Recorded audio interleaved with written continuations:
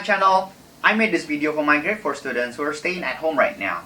Yes, now we're going to talk straight to the chapters. Now last week we talked about Julius Caesar. Now this chapter, this is like we're going to talk about the title is like Reign of Augustus. So basically it's the Julius part 2.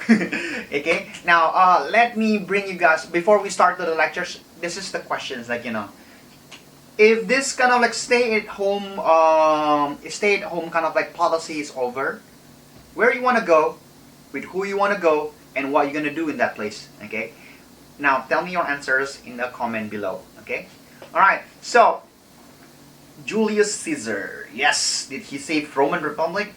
What about liberators? Did they save Roman Republic from the dictator, from the tyrant by the name of Julius? Who somehow Julius is somehow he was proclaiming as a king.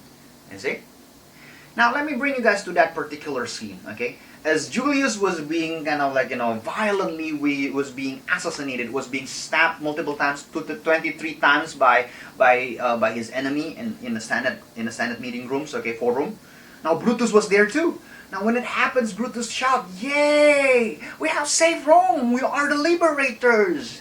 Now when it happens, well, you know what? Surprise, surprise. Mark Antony. If you guys remember what Mark Antony's there. Mark Antony is the second, is the trusted man of like Julius Caesar. Mark Antony was like, what is this? Like, what is going on?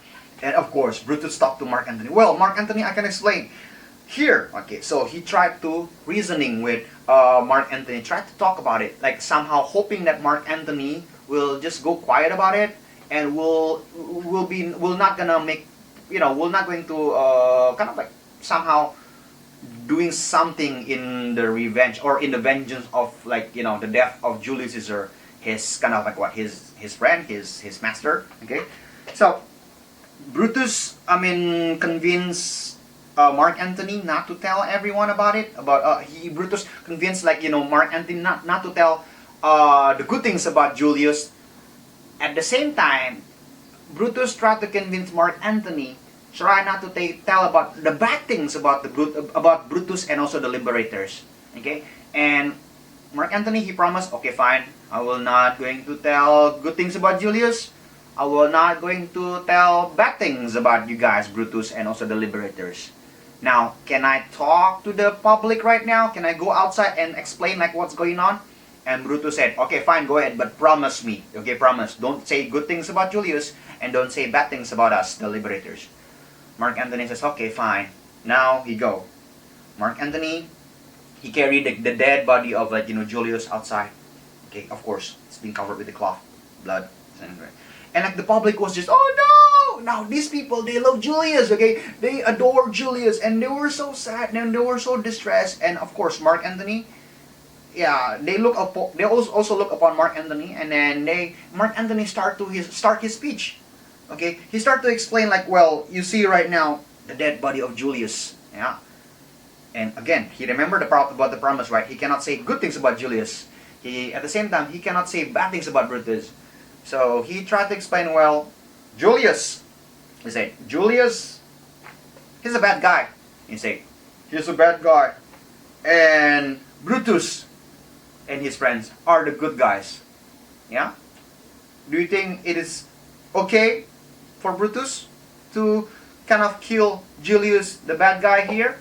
And everybody was just like, oh, yeah. So basically, what I'm trying to say, okay, Mark Antony, he found the loophole. He did not say bad things about Brutus. He did not say about good things about Julius.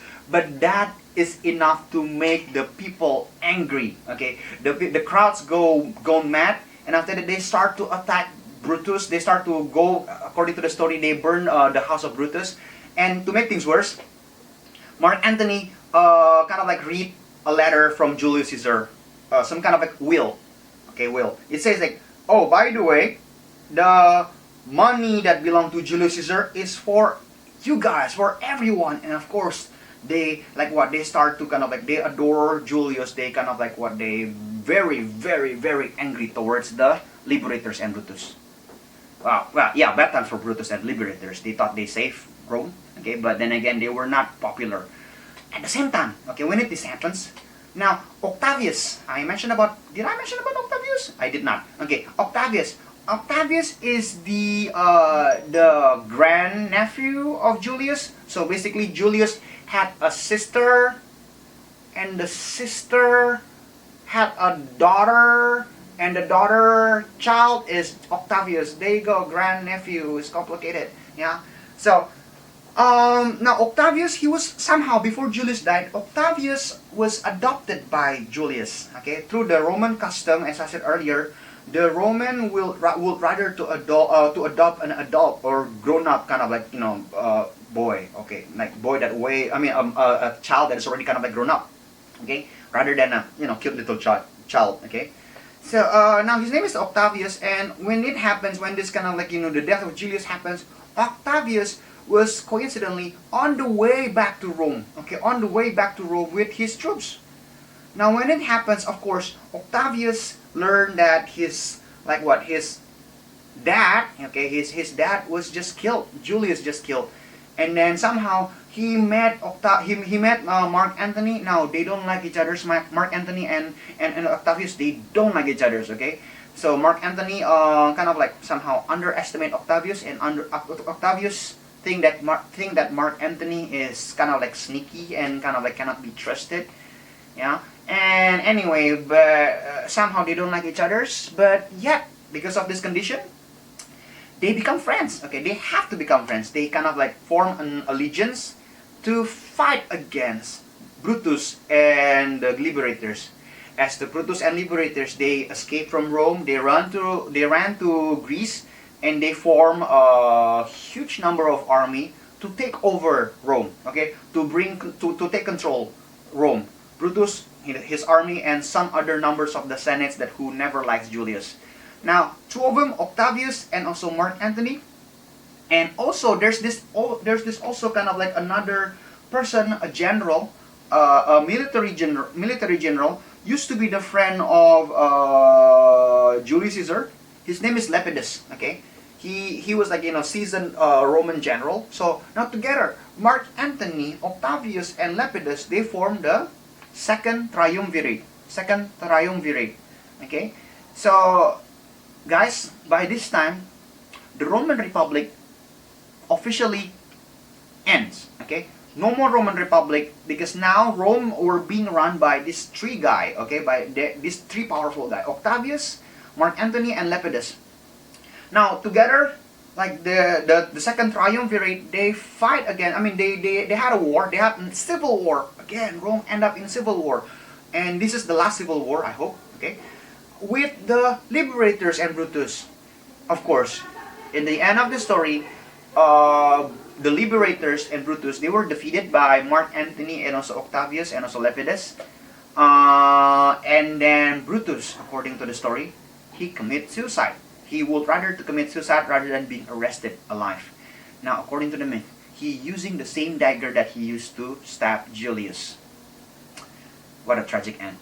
Anyway, with the death of Brutus, with the death of the Liberators, now these three men, Mark Antony, Lepidus, and Octavius, as the Second Triumvirate, they are so powerful, and they start to split the Roman into three.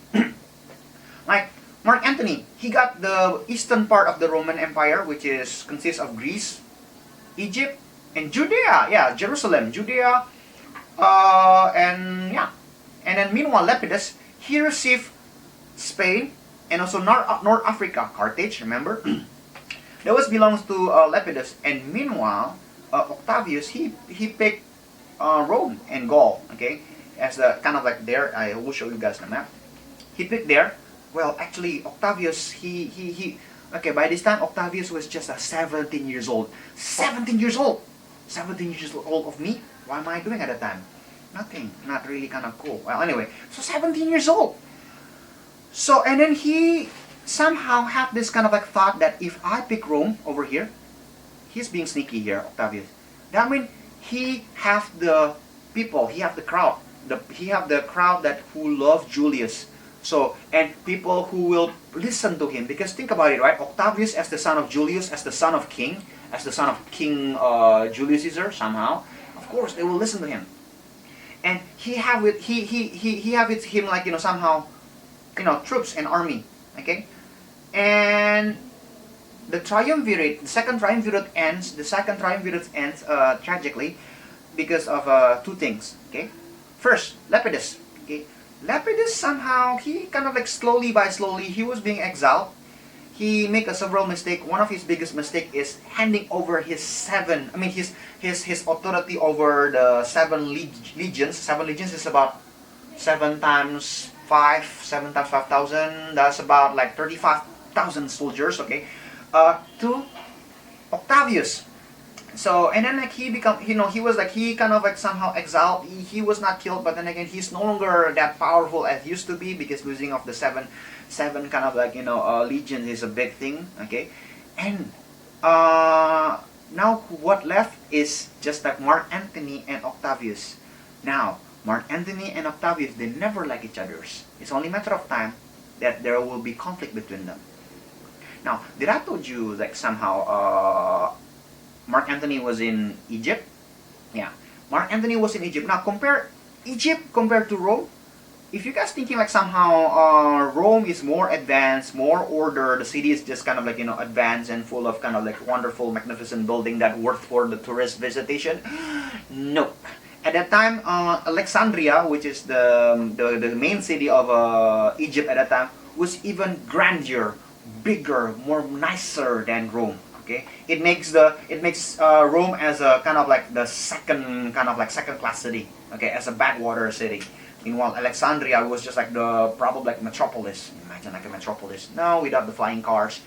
So and then like Mark Antony somehow in Alexandria or in Egypt met this kind of like beautiful Egyptian woman by the name of Cleopatra. We know Cleopatra from the last chapter as the wife of Julius Caesar. So both of them, they met and they fell in love. They married. Okay, Cleopatra and Mark Antony. Now when it happens, finally Octavius, he find a way how to get rid of Mark Antony. Okay, so he started to create this opinion in Rome. He started to convincing people, everybody in Rome, that somehow what Mark Antony did was very not appropriate, was dishonoring Julius by marrying the widow, the widow wife of Julius, okay, by the name of Cleopatra. And he kind of like he convinced everyone, and they all agree. And finally, Octavius, he convinced the Senate to have a war with Mark Antony, to bring Mark Antony into kind of like drag him back to Rome and ask for justice. Of course, Mark Antony will not just kind of like give in just like that. War it is then. Okay. So the war was known as the Battle of wait, let me check my notebook. The name of the war was known as the Battle of Actium. It happened somewhere near Greece. It was a famous kind of like naval battle, okay, between the Egyptian fleet and also the Roman fleet. Now, in the middle of the battle, well, yeah, Mark Antony was there and Cleopatra was there. They were in the same boat. Now, something's kind of like, something's going on, but somehow Mark Antony and Cleopatra decided to turn around, leaving the battle, leaving the rest of the Egyptian fleet without any strong leader. Now, guess what happened if you go to the battle and all of a sudden your commanders or your king left the battle? Do you still find a strong purpose to fight? No, not at all. Of course, the Egyptian fleet completely crushed. Okay. And now Mark Antony and Cleopatra, as they return to Egypt, according to the story, that there's this kind of like they are just kind of like hiding. They were thinking like by hiding they can be like they can just like somehow, let's forget about the world, just two of us between Cleopatra and Mark Antony. Let's just cuddle as a husband and wife and everything. And yeah, so but then again, tragic things happens though. There was this kind of like this series of miscommunication. As the Romans arrive in Egypt, Mark Antony valiantly kind of like bring with him his troops and try to fight against the Octavius. Now, something's going on. The news are so as the kind of like Roman attack, Mark Antony valiantly kind of like took with him his troops and then fight against the Octavius. Okay, in Egypt. Now, somehow there was this miscommunication happen. Cleopatra as she was like anxiously waiting for her husband to return, she got the news that Mark Antony was killed in a battle. Cleopatra was so sad. She was so sad, and she was so kind of like devastated and brokenhearted. She decided to kill herself by by grabbing a snake and let the snake bite her, I don't know, her arm or her neck. So let the venom kind of like kill her. Yikes! And turned out to be, surprise, surprise, Mark Antony, he did not kill in the battle. He was survived, but when he got wounded. When he found out that Cleopatra committed suicide, Mark Antony broken-hearted, and he committed suicide. What a tragic end. Anyway, with the death of Mark Antony, now the only one and only champion here is Octavius. Now Octavius, as he become like the most powerful man in Egypt, okay, he's smart. He learned from the history, okay, he learned from his history, and he's being smart here. He kind of he pretend that he was not going to turn himself like as a Julius, as a king, yeah, as a kind of as the dictator. No, he did not. You know what did he do? He give back his power and authority back to the Senate. He returned it. He returned it to the Senate. Hey, you know what? I care about the Roman Republic. Here, I'll return the authority to the Senates and the people. He did that. And, well, of course, most of his Senates are being controlled by him and friend of him. So, when it happens, the Senates in return well, thank you so much, Octavius. Now, because of that one, you will receive this title as the wait, let me check. You will receive this title as the Prima Princeps. Prima Princeps, or the first citizen. Now, what is that? It's a kind of it's a title that somehow you are above the Senates. Okay, if this is the Senates and the people, you are kind of above the Senates. So technically, it's like a king. Yeah, technically, it's powerful. Now, gradually, Octavius start to build his empire. So at this moment, probably the best music theme is the Darth Vader song. Okay, is the Republic ends, now become the intergalactic empire. Wait, sorry, Roman Empire. So, and Octavius start his reign by proclaiming that we should make Julius as a god. Yeah, as a god. Now, when Julius died, there was this kind of several, of course, this happens years later, okay? There was this meteor, there was this kind of comet passing by in the sky.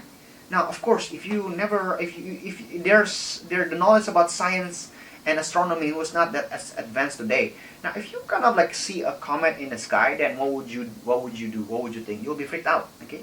Now, Octavius proclaimed that this kind of comet that they saw in the sky is the sign. It's the sign that Julius is being ascended to Olympus, is being ascended to heaven and become one of the god, together with Jupiter or Zeus, together with kind of with Saturn, or yeah. So become one of the god. So, and he demands everyone to worship Julius as a god. Now, it's kind of a bit sneaky here. Look, if Julius is the god, and Octavius is the son of Julius, what that makes Octavius then? Exactly. So Octavius is the son of God, right? Son of God, son of Julius. So, but then again, he did not claim that himself I am the son of God. No, I am the son of Julius. Julius is God. Yeah, there you go, sneaky. There you go. You find this kind of image, the coin. Okay, Divi Filius. Okay, son of God.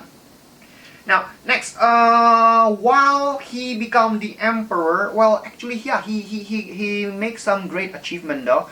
Roman become having what we call the golden age. A golden age, as I explained to you guys, a golden age is a time of a prosper. It's a time of safety, and it's a time for peaceful. So life is good for the Roman citizen at a time. Not so good if you are the slave or if you are the conquered lands. Okay, the land territory was so enlarged, spread all the way from Britain. Okay, the Isle of Britain, the Great Britain, all the way to Judea. Okay, from North Africa all the way to now to become the modern country of Germany. Yeah.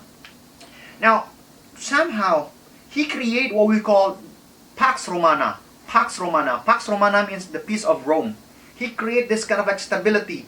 That means it's a peaceful, Roman did not receive any kind of like attack from outside because they have a strong military. And from inside, it was so stable, there will no more civil war because, well, he eliminated all of his kind of like, domestic kind of like enemies. So it was peaceful. And then he built a lot of like building projects. He built kind of like Pantheon. I think you had learned that one 3 chapters ago. Pantheon basically is a awesome building that put the dome, solid giant dome on top of it without any glue. And then also this is the cool things.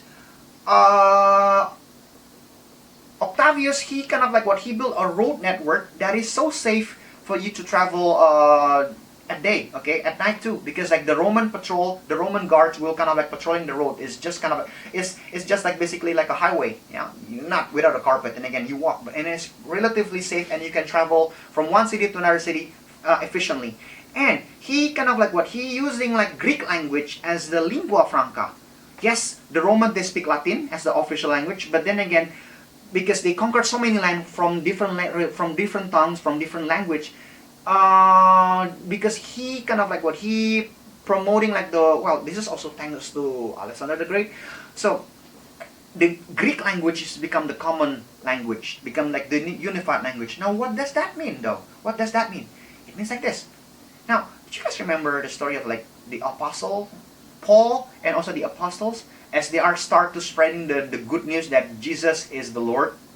Okay, now without this kind of like infrastructure, I don't think it will happen. Think about it. Paul, as he traveled from one city to another city, he using the same road that being built by Augustus or Octavius or Caesar Augustus. And at the same time, Paul speak Greek. Okay, Paul speak Greek to people who doesn't speak Hebrew, because Jewish, because Paul, he's a Jew and he is a Roman citizen. At the same time, he grew up in the Greek cities. Okay, so he came from the 3 worlds. So think about it. Okay, think about the implication about that one. It's a cool thing. Like the good news was spread across the empire. Yeah. Now think about that also when Augustus proclaimed himself as the Son of God. Yeah. He was so great, he was so powerful. In fact, he was the most powerful man in the world at the time. And during his time, there was also Son of God, born in Bethlehem, from a poor family, from poor parents, okay, and born in the middle of a simple kind of like manger, like place where the animals kind of like feed, and then no one's around. The one who attends is the shepherd. You see the contrast? Yeah, which one is the Son of God? Now we'll see. We'll talk about this kind of like the upcoming Son of God. Okay, next chapters. Now, in the end, Octavius, also known as Caesar Augustus. I forgot to mention about that one. Augustus Caesar. He died at the age of like 75 years old, with no child. With no child. He tried several times. He tried to kind of like preparing his son or someone to become the one who replaced him as an emperor, but somehow it always failed. They were somehow mysteriously died. And the next emperor after Caesar Augustus is someone by the name of Tiberius. But after that, the Roman Empire start to slowly, but for sure they start to decline. Yeah. All right. So there you go. That's lessons about reign of Caesar Augustus. I see you guys next time. Thank you for watching. Bye bye.